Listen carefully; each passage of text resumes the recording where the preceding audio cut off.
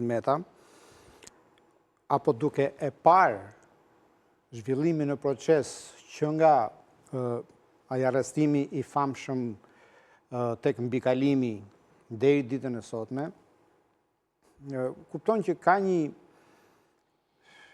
gjë që nuk lidhet fort me miqësinë mes prokurorit dhe gjykatësit. Se di, por më duket sikur ka një vijimësi të gjithë qëndrimit policoro, prokuroro, gjyqësor, ndaj zotit Meta.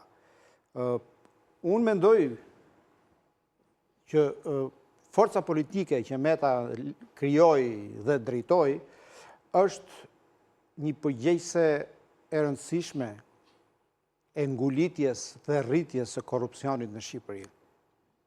Dhe për këtë arsye, kjo forcë politike e mori ndëshkimin e parë. Ajo që ishte, se zoti Meta ka krijuar një forcë tjetër dhe është kryetari një partie tjetër sot, që s'ka lidhje.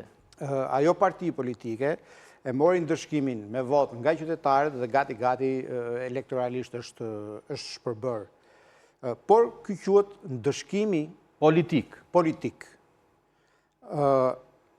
Tani mbetet për të provuar nëse ky perceptim, këto hamendësime tonat,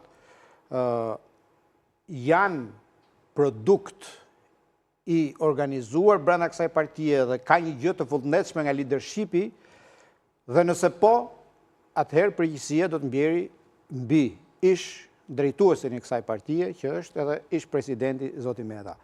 Por derisa të konfirmohet kjo, zoti Meta meriton të trajtohet.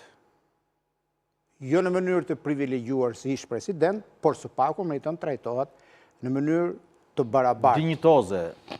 Dhe dy çështje që unë mendoj që kërcasjen e këtë pikë është trajtimi në sallën e gjyqit apo mbajtja brenda atij